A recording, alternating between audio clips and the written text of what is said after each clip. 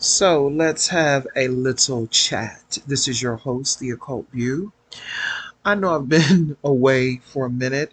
My life has been very busy, busy, personal things going on, and me just taking care of me. There's so many wonderful things happening in my life. Some things I really don't like to share because I just don't want people in my business, but I feel great. I feel rejuvenated after the past 3 years and everything that I've been through in the past 3 years, that we've all been through in the past 3 years. Things finally feel like they are settling down, but you never get too comfortable because life is constant change and motion. So I never get too comfortable in one place. Because as with the circle of life, there's always going to be challenges and there's always going to be obstacles, but it's your spirit that carries you through it.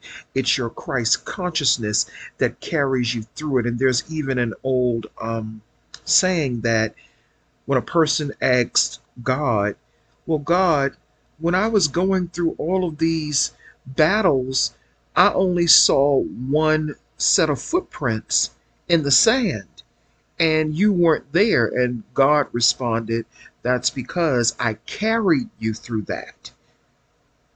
And that's just for layman purposes, so people can understand when I say spirit carries you through those obstacles, meaning that your spirit, which is who you are spirit having a human experience.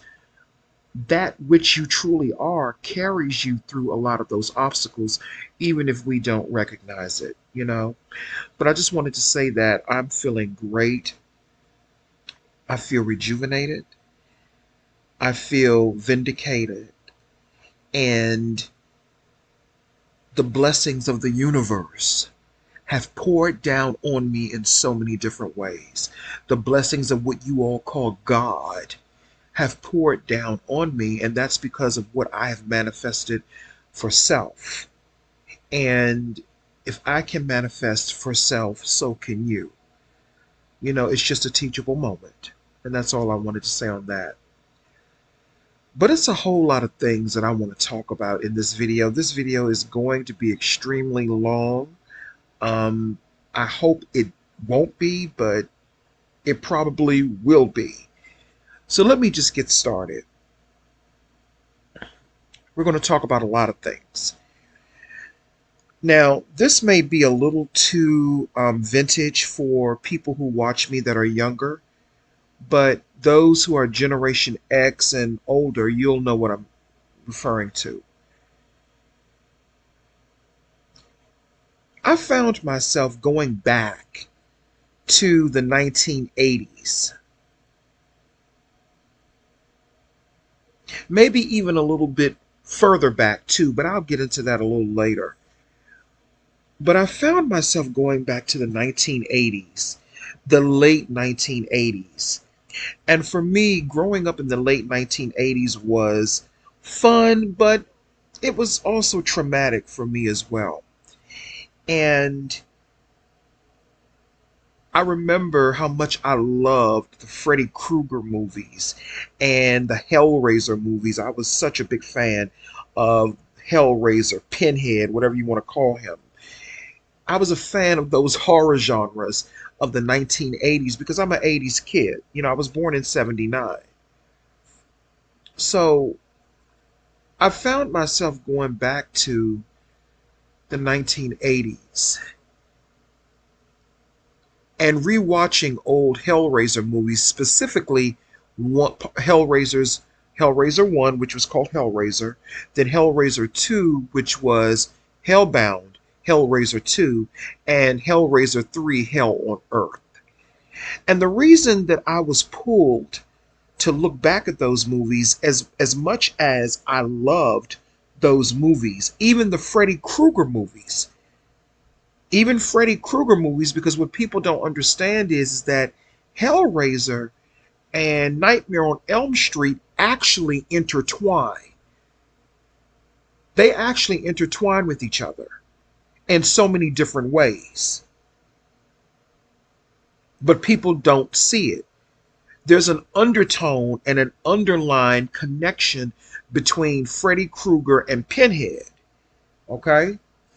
So I started going back watching the old Hellraiser movies. And what I found to be interesting about it was the subliminal information and the occult information that was in Hellraiser, specifically Hellraiser 2, Hellbound Hellraiser 2, that I think a lot of us of that generation missed. The 1980s was a very, very dark, demonic time in history. And as someone pointed out to me in a text message, um, the 1980s was the epicenter of the crack epidemic in the United States. There was a lot of black on black crime taking place in the 1980s. And most importantly, and well, yeah, most importantly, which oftentimes got swept under the carpet, the 1980s was a very ritualistic time for child sacrifice, pedophilia, and child abductions that a lot of people do not talk about. And while a lot of times people try to attribute these occurrences to supernatural beings or whatever, the people that were doing this shit were nothing more than human beings. Evil, demonically influenced, I'm going to say, human beings. Here's what I'm talking about. There was a scene in Hellbound, Hellraiser 2, where, let's go back to Hellbound, Hellraiser 2, for those people who know what I'm talking about. First of all, Hellraiser was basically about this. It was about a box called the Lamentation Configuration. The Lamet Configuration box. And it was created by a Frenchman named Philippe Le Marchand. Philippe Le Marchand was commissioned by a wealthy aristocrat in France, a man by the name of Delisle, who was an occultist. And he wanted to, I'm just giving you the synopsis and the history of Hellraiser in the box. We didn't find all of this out until the fourth Hellraiser Bloodline. We found out the origins of the box, how it was created, and why it was created. Delisle was an occultist, and he practiced dark magic, and he was into demonology. And he wanted to open up a gateway to hell. So he commissioned Philippe Le Marchand, a toy maker, to create the box, okay? Because he wanted to open up a portal to hell and keep it open. So, going back to Hellbound Hellraiser 2, the Lamet configuration, that box in Hellraiser, what happens is, if you open it, according to the movie, when you open it, you open up another dimension. And in this dimension, there were these monsters called the Cenobites. They were demons to some people, but they were angels to others. It all depended on your state of consciousness and what your desire was, right? So, if you opened up the box, 9 times out of 10, they were going to be demons to you, because most people are demonic and evil. So the box was opened and the Cenobites came out, and depending on the circumstances, if you were innocent, they left you alone. But if you were someone who knowingly opened the box, and if your heart was not pure, they would fuck you up. But here's a funny thing about all of this that I don't think people really peeped about the Hellraiser movies. The Hellraiser movies, especially part 2, Hellbound, Hellraiser 2 was all about the exploitation and the violation of children and the violation of innocence.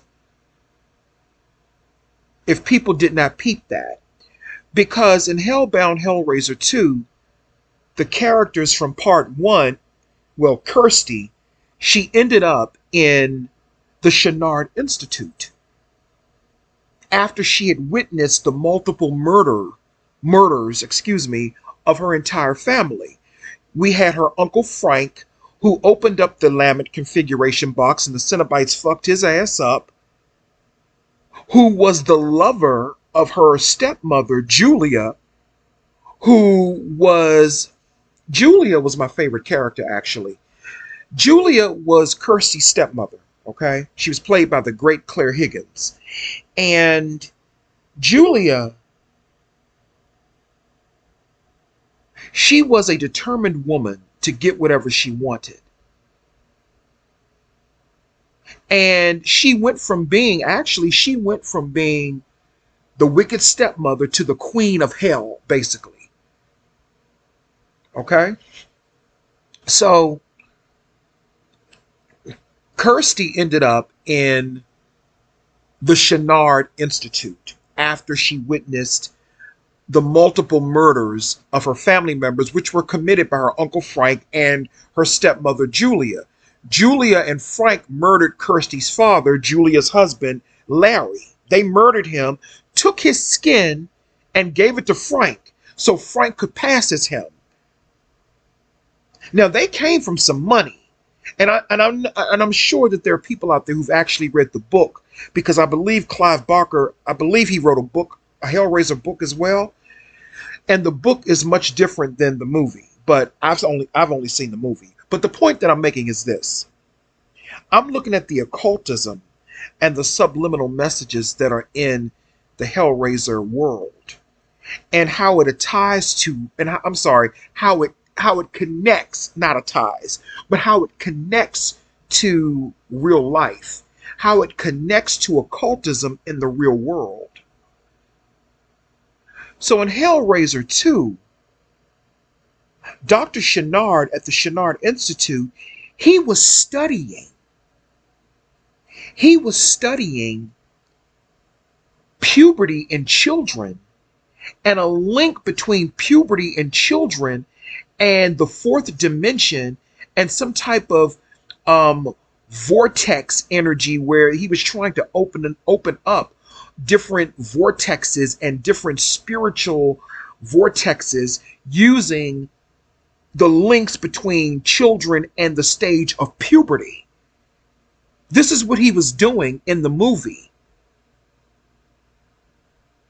And when you really go back and you look at the 1980s and you look at how there were so many children that were abducted at that time during the 1980s, for people who were born or around in the 80s, we all remember the milk carton kids. Who were those children? Where are those children? Even John Walsh, the creator of America's Most Wanted, his child was on one of those milk cartons, if I'm not mistaken. What happened to the children, the missing children of the 80s? They had a whole movie called Without a Trace back in the 1980s that really depicted what was going on and how so many children were kidnapped in the 1980s. So going back to Hellraiser and going back to Dr. Channard was a pedophile. Because what he did was he kidnapped children. He killed off their parents so he could keep them in the Channard Institute. Some of his patients were teenagers and children. There was one such patient, her name was Tiffany. And Tiffany was, I'm going to say she was a mute, but she wasn't a mute by natural selection. She was made into a mute. She was silenced. And that's all symbolic of what they're trying to do to society now. But she was a mute. He murdered her mother. He murdered Tiffany's mother because Tiffany liked to she liked to open and do puzzles. She liked to solve puzzles, not open puzzles. She liked to solve puzzles. And her mother took her to Dr. Chenard because she was like, look, my daughter, all she likes to do is solve puzzles. It's consuming her life. That's all she likes to do. The mother thought something was wrong with her, but there was nothing really wrong with Tiffany. Tiffany was a spiritual person, and she was spiritually in tune. That is why she was really the only one who could solve the the Lamet configuration box. The box that opens up the gateway to hell.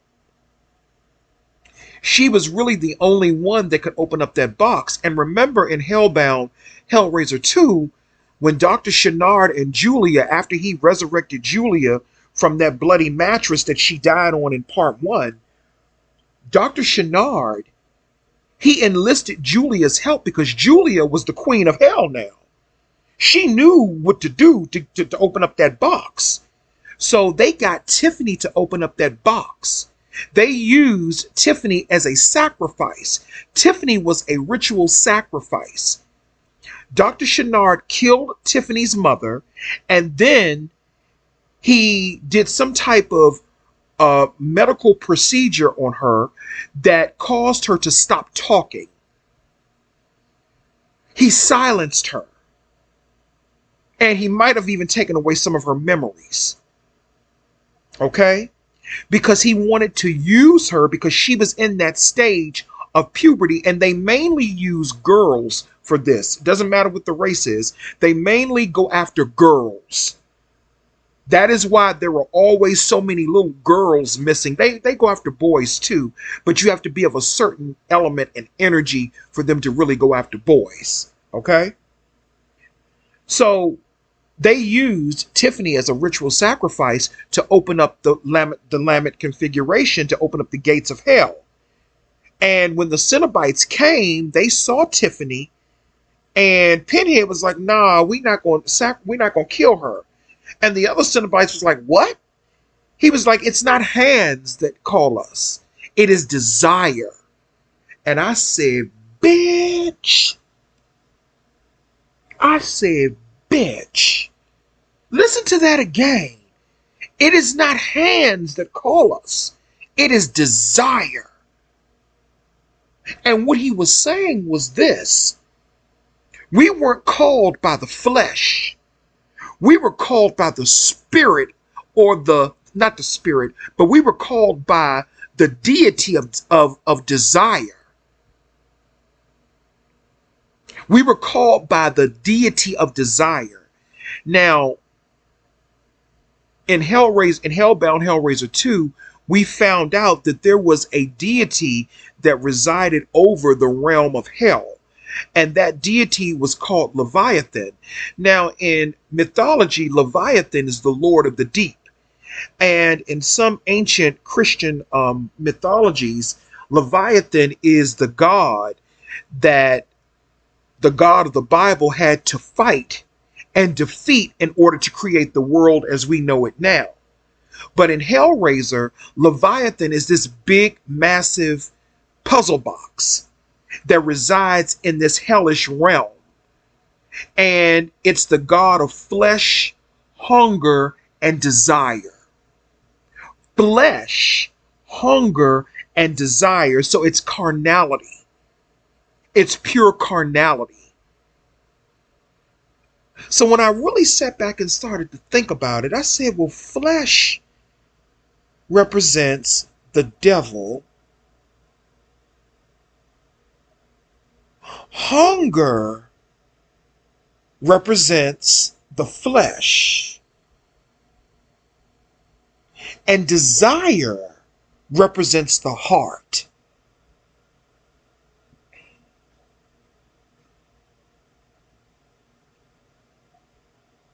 So,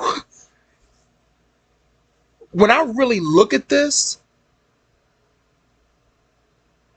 Leviathan in Hellraiser is the God of the Bible, the God of flesh, hunger, and desire.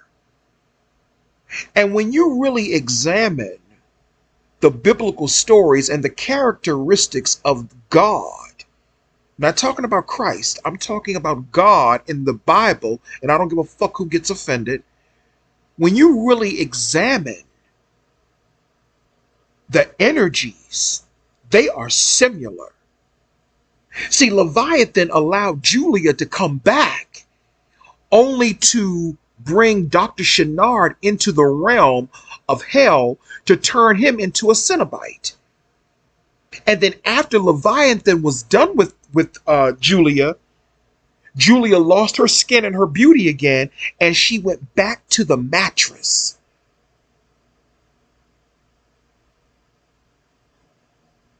She went back into her hell, her personal hell, into that chained mattress that she died on.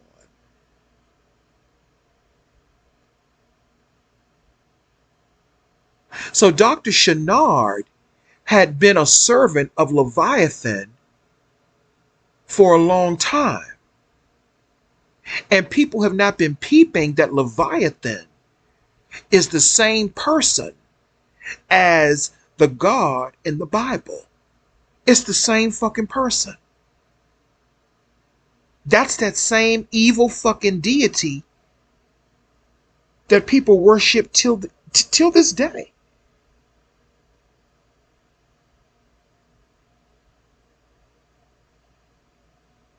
Dr. Chenard, he exploited innocence. He exploited Tiffany. He murdered her mother because she was probably considered Tiffany was an indigo child. She was an indigo child. And that is what they do to indigo children. They either institutionalize them, they brainwash them, they medicate them unnecessarily, they gaslight them.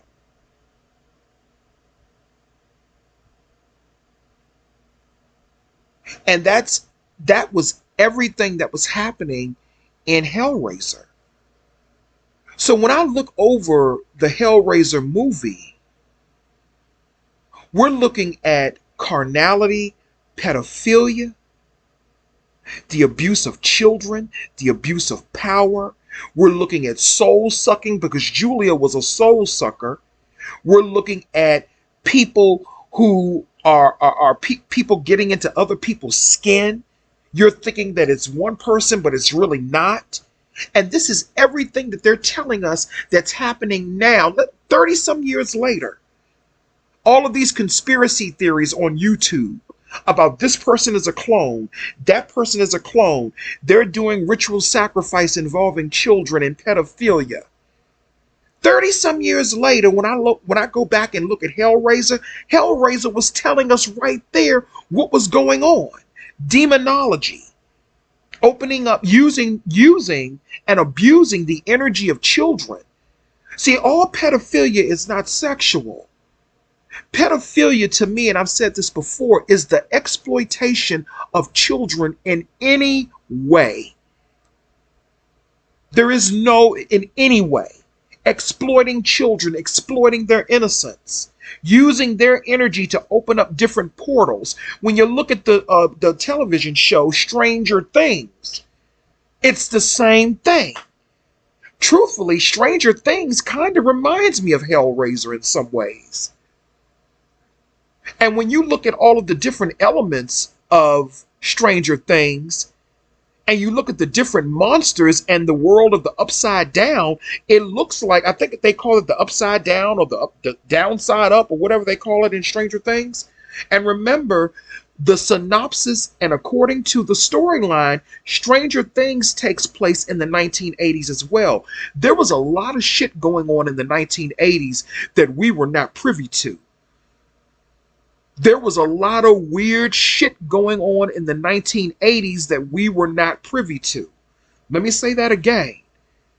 And they put them in movies to make us think that it's all make believe. Oh, it's just make believe, or you can't believe that. Because they know people are not going to think outside of the box. And that's ironic that I'm saying outside of the box, because the Lamet configuration was only a small miniature version of the actual deity Leviathan that resided in that hellish realm, in that particular level of hell. Because in Hellbound Hellraiser 2, there were many different levels of hell. That's why Kirsty could never find her father, because he was in his own hell.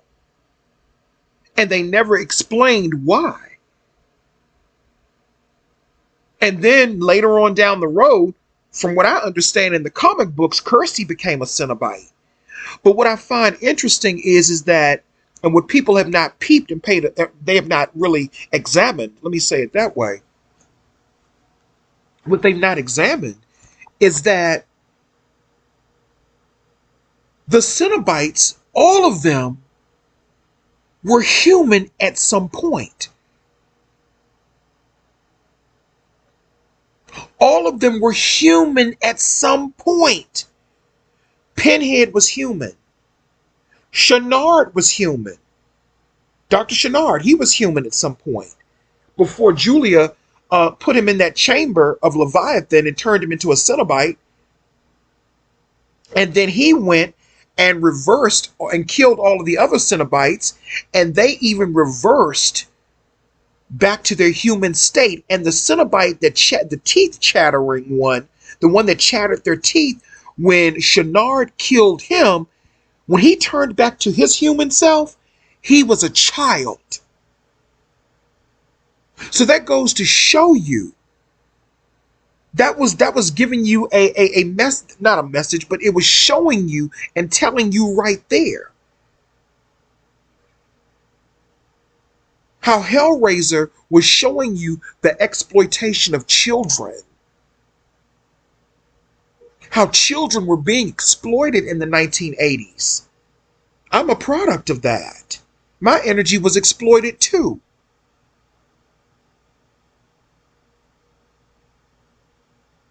Going back to Stranger Things, remember Elle was in like an institution, and they were doing experiments on her and other children because they were indigo, or what people would call indigo or star children, whatever you want to call them. They had special powers. Now, in real life, we would just say that they were more in tune. They were gifted children in the real world. But in the world of Stranger Things, they had supernatural powers. But when we come back to reality, it's really based upon DNA and genetics. And when you have a certain genetic or DNA marker within you, they're going to fuck with you. In some ways, they're going to fuck with you.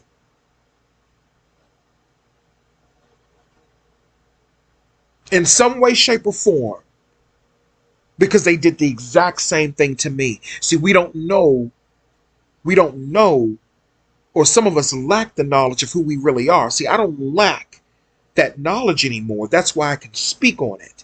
That's why I can see it. And even though I enjoyed those movies, the Hellraiser movies coming up, it doesn't mean that I can't point out the occultism that's in it. There's a lot of occultism in the Hellraiser movies. There's a lot of comedic occultism in the Hellraiser movies.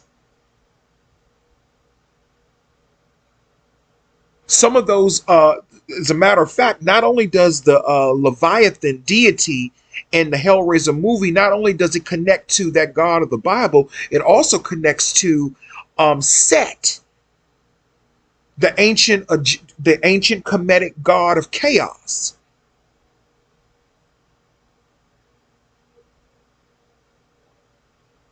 It also can connect to Anubis, the god of the underworld.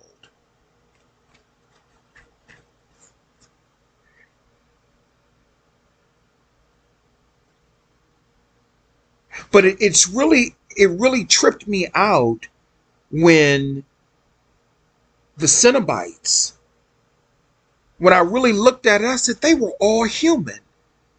So they were all up under the control of the Lamet configuration, aka Leviathan, all along. They really didn't have any fucking power.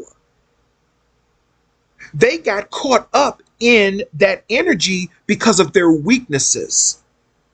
So they got transformed into these so-called monsters, and they were under the illusion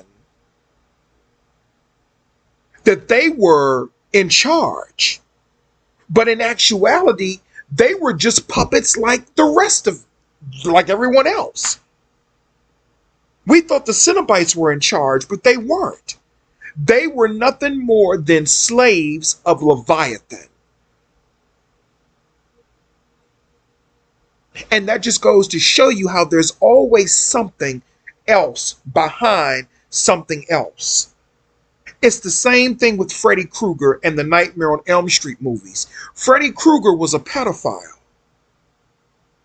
Freddy Krueger was a pedophile, and they said it in the movies. Now, I know in one of the remakes, they tried to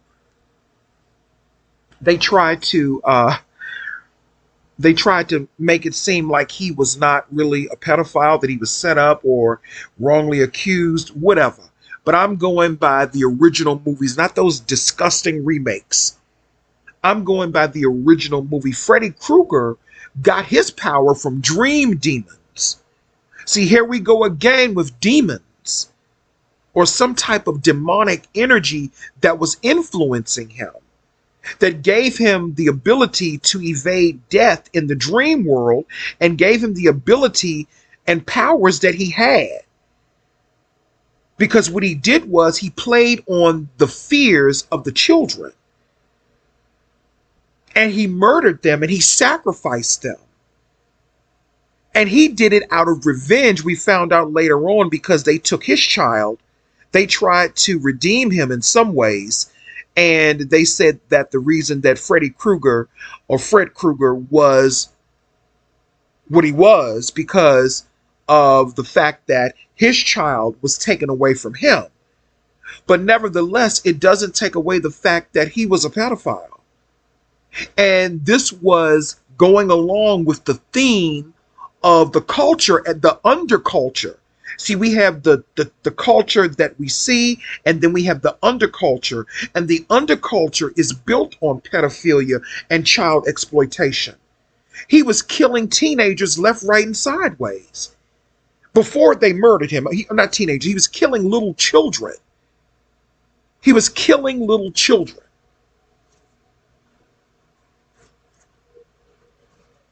And if people were not paying attention, that really mirrors what was happening in the 80s to a lot of children at that time that were just disappearing and no one heard from them again. See, I'm looking at it as an occultist. I'm looking at how, because I'm like a cultural occultist, and I'm a Hollywood occultist. And I can see how they make these movies and make millions off of these movies that are based upon real life, because they do that to keep the public. They do that to keep the public from not questioning what's really going on. Hollywood and all this other shit, and I'm guilty of it too. It's nothing but a big pacifier. It keeps us entertained, so we won't see what's going on over here. How they're still doing the same fucking shit. Because if you keep people entertained, they will not question why are millions upon millions and thousands upon thousands of children disappearing with no recourse, with no resolution. Where are the children going? Are they being murdered? Because a lot of times they don't even find bodies. So obviously they're not being murdered. Where are they being taken to? Are they being taken to some type of laboratory or ranch where they are experimented on? Is that what's happening? Like they did in Hellraiser? Because in Hellraiser, Dr. Chenard, he was doing all types of weird experiments. I told you how he did that girl Tiffany. He was doing all types of weird experiments because he was obsessed with the Lament configuration and Leviathan and opening up doors and portals to other dimensions. And he wanted to use children to do it. He wanted to use certain children to do it. Even in that movie, The Dark Tower, that ties into the movie The Dark Tower with Idris Elba, where they were kidnapping children and using their energy to open up portals. Children were being kidnapped in the movie. I'm sorry, children were being kidnapped in that movie, The Dark Tower, with Idris Elba and I believe it was Matthew McConaughey. They used the storyline of the children once again. And going back to Nightmare on Elm Street, I think it was Dream Warriors that came out in '87. Freddy Kruger said, "It's the souls of the children that give me strength." Just listen to that for a moment. It was the souls of the children that gives me strength. Freddy Kruger was an entire dimension on his own.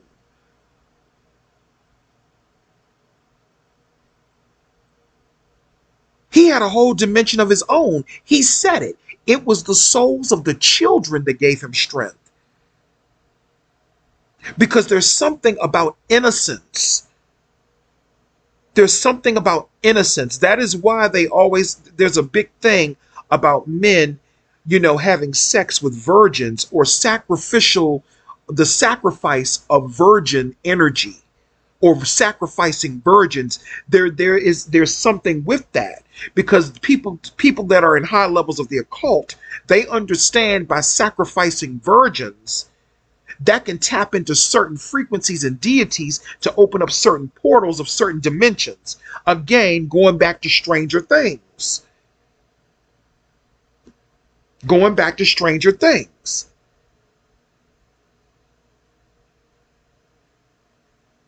They were opening up portals. In what was it, Hawkins? I think that's the name of the town. They were children opening up portals.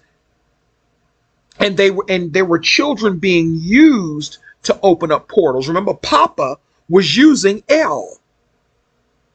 He was using her. He was using her energy. I think he loved her, but he was also exploiting her.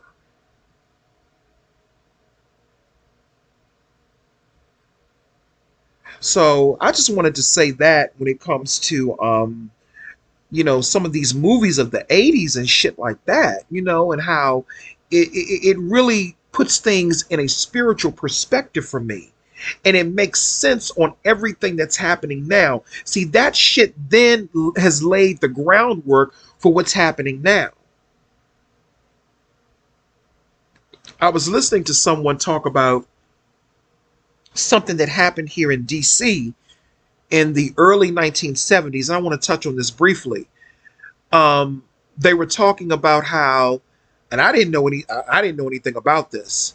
And then they tied it into Marion Barry because the same person, I guess, who was involved in that massacre in that home that Kareem Abdul-Jabbar, he bought a house here in DC, and that house was some kind of way, had a history of some type of massacre that happened in 1973. But what people have to understand about DC is a very dark, demonic city. The city is operating on how can I put this? It's operating on the darker side of, let's just say, the pentagram. And when I say the darker side, I'm talking about the more negative side of it, for layman's terms. Let me just say it that way.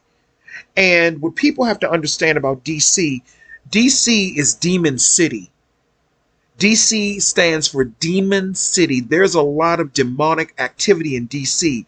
Why do you think that they filmed The Exorcist, the first Exorcist in 1973, which coincidentally coincided with this massacre that took place at some house here in DC? Why do you think that they filmed The Exorcist here in DC, down there on M Street in Georgetown.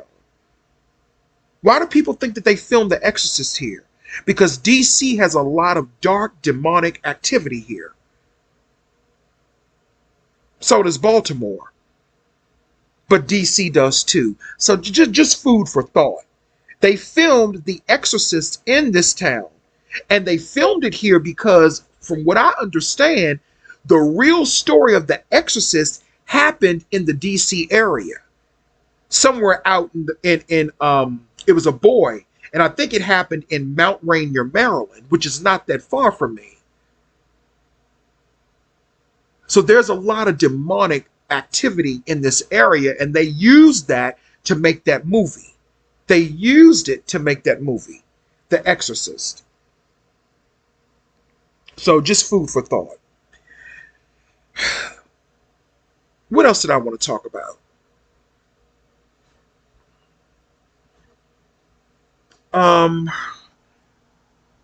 What else I want to talk about?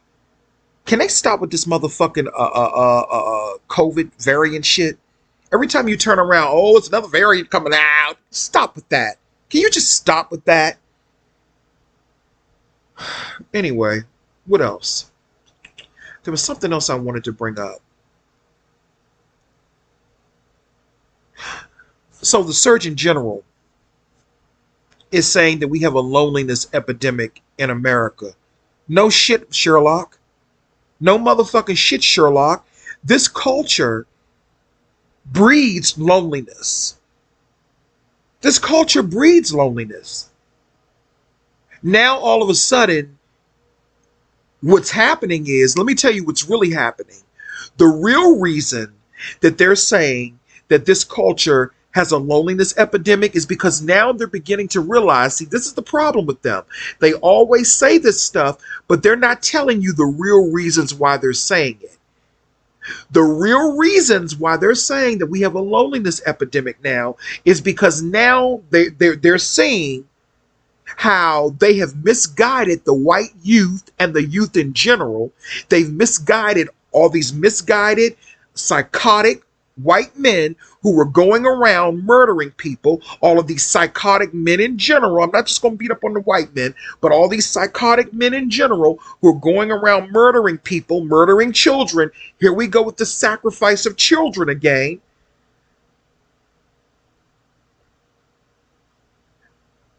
You all have set up and you have promoted racial supremacy, white supremacy. You have promoted this through the air, subliminally, invisibly. You have told white men that, nothing is worth their time if it's not blonde hair and blue eyes. You've told black men the same way. You've turned people against each other. You got people fighting each other. People don't have a trust of each other. There's so much mistrust between people and races and all this old bullshit. And everyone is so intertwined, even Generation X people, everyone is so intertwined with their phones and social media. People don't even like face-to-face meetings anymore. People don't even like sitting in the park anymore, talking to each other. You all have created a society where adults especially cannot have a comfortable place to be adults. You censor adults on dating sites. You censor adults on different applications that where we want to get together as adults and do what we want to do. But you exploit children. And now you say we have a loneliness epidemic. Now you say that there's a loneliness epidemic after you have turned people against each other with all of your subliminal attacks and tactics and covert attacks. You've sat back and you've watched white men go into these schools and murder people. You've watched them go into grocery stores murdering people. A lot of that shit was based on their own loneliness and their own dysfunction. And now you say we have a loneliness epidemic in the country. Yeah, you know why you're saying that? Because you know that this is something that you created. It was created and now it got out of hand. It was another experiment. There are so many fractions and there's so many perspectives of why people are lonely now. You tell people, don't like this person, don't like that person. Oh, only be friends with the person who looks like this. Only be friends with the person who acts like this. Only be friends with the person if they dress like this. Don't be friends with the person if they're fat. Don't be friends with the person if they look like this. Don't be friends with the person if they're light skinned. Don't be friends with the person if they're dark skinned. And then you wonder why we have a motherfucking lonely epidemic. Or a loneliness epidemic, as you say, Mr. Surgeon General. You wonder why we have a loneliness epidemic. And I'm going to tell you something. This did not start with the pandemic. Let's stop blaming the pandemic on everything. This shit has been going on for years. Long before the pandemic came into play. People have been disconnecting from people for a very long time, and I prophesized this. I told you a long time ago that people were disconnected from people. If they're not connected to their cell phones, they're connected to social media. You allow people to harass people. You allow people to get away with bad behavior. You allow the wrong type of people in positions of power, and then you wonder why we're having the problems that we're having in our culture and society now. And now you want to talk about a loneliness issue?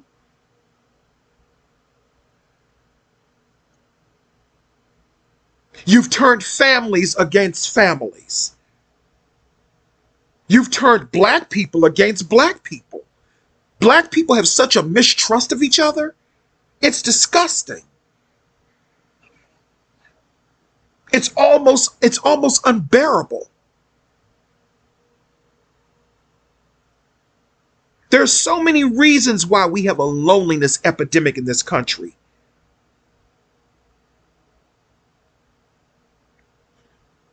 You tell people don't like this person because they don't have this and they don't have that, and then you wonder why you're lonely. You wonder why you're sitting up in those big old houses for anybody, it don't matter what you are.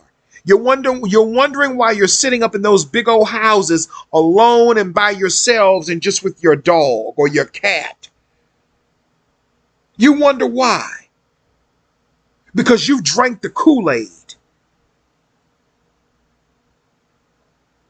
You close your hearts off to love because you're listening to them or listening to what they say, the they sayers. And then you motherfuckers wonder why you're lonely. You wonder why you're lonely. The public has a responsibility for their own mental health. Since we always want to go the mental health route, let me just say that. You choose to be lonely. You choose to be by yourself. And I'm not talking about enjoying your own company, and I'm not talking about being in a healthy place in your mind where you are just alone. I'm not talking about that. But now they're trying to push this bullshit that there's a loneliness epidemic. And there's a loneliness epidemic because of Hollywood, the music industry, the entertainment industry that tells people you shouldn't like this person. You shouldn't like that person. They covertly program this shit into people's subconscious mind. So the only thing people feel as though they do have is their phones. Your phones are your companions. So why are you lonely?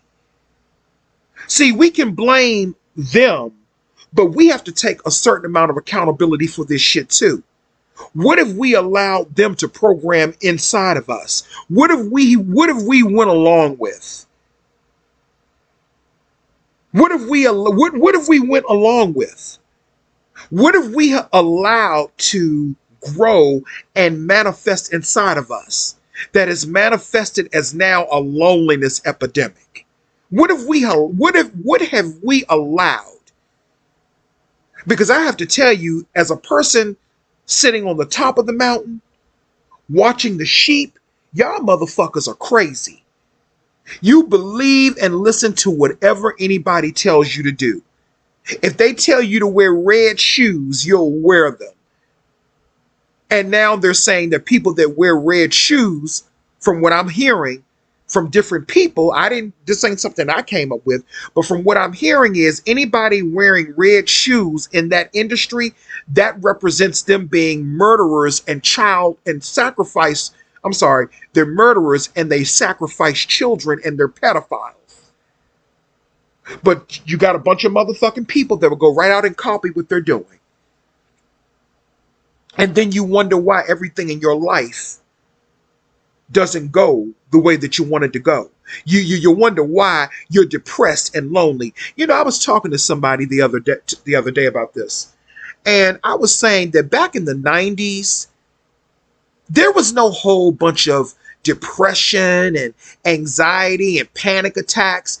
There was not a lot of that. I mean, it was there. There were people who did suffer from that. Let me say that, because I don't want people to get the wrong idea. Because, you know, everybody wants to suffer. Everybody wants to be a victim. Everybody wants to suffer. Lord forbid if people want to heal. And I've had my own issues with anxiety, depression, and panic and all that, and panic attacks and all that. I've had my own issues with that. But by God, God damn it, I have done what I'm supposed to do to heal me. And I don't walk in that victimization. I don't walk in it. And this channel is about victory. It's not about victimization. So if you feel what I'm saying is unsensitive, then I'm sorry, you don't need to fucking watch. But I noticed that back in the 90s and even the 80s, even with everything going on back then, even with all the trauma and everything that was going on back then, you didn't hear a lot of people talking about anxiety and depression at the rate that you hear now. You didn't hear that. And I think that was contributed to the fact that back in the 80s and 90s, we all know that Hollywood is fucked up. But at least back in the 80s and 90s, we did have positive, funny television shows like The Golden Girls. Then they had the spinoff Golden Palace, Empty Nest, Nurses. They had Touched by an Angel. They had Martin. You know, we had a lot of positive, you know, things and imagery that was going out into the universe that really made people laugh, that really made people happy. Now, all we have is a bunch of negative, nasty shit in the entertainment industry, and it's become ghetto, it's become ratchet, it's become depressing, and you wonder why people are lonely. You wonder why there's a loneliness epidemic. Look at the entertainment industry. Look at what they're pushing out into and onto the masses. Look at what they are programming into the subconscious mind of the masses. I used to love the Golden Girls. The Golden Girls were funny as shit. Dorothy, Blanche, Sophia, Rose, they were funny as a motherfucker. I was going back looking at old shows of the 90s as well, and I was thinking about how the world was so different back then. Even Good Times, even though people didn't like it, it was a comedy show. And it pushed out positive images and vibes for black people, despite the fact that they lived poor. But now, what do we have? Love After Lockup? Love and Hip Hop? All these ghetto, ratchet, low-lifed motherfuckers? They're all involved in drama. Housewives of Atlanta, Housewives of Potomac, and all of that negativity is being pushed out into the universe. All of their bullshit is being pushed out into the universe, and then people wonder why you're depressed. You wonder why you're having anxiety. You wonder why you're having panic attacks, because you're dealing with other people's demons unknowingly. And most people don't have the spiritual protection around them to protect themselves from that shit. No, we don't have a loneliness epidemic per se. We have a toxic epidemic. Just go back and look at those shows of the 90s, Touched by an Angel, Martin, Golden Girls. Those shows promoted happy, productive, positive comedy. Not saying that they didn't have a shit with them in the Hollywood, arena. Not saying that they were all perfect people, but the work that they did, it really made people happy. It was a more positive world. They put out more positive vibes into the world than what we have now. How could you not look at the Golden Girls and not laugh? They were some funny older ladies. They were funny. Sophia, Dorothy, Blanche, Rose. They were funny. Martin and Gina and Pam and Tommy and Cole and Brumman. They were all funny.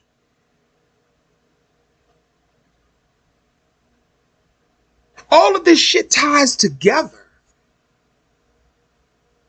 Because the entertainment industry pushes things out into the universe for their own purposes. And they program people's minds. That's one thing I did learn from them niggas over there in that conscious community. I'll thank them for that.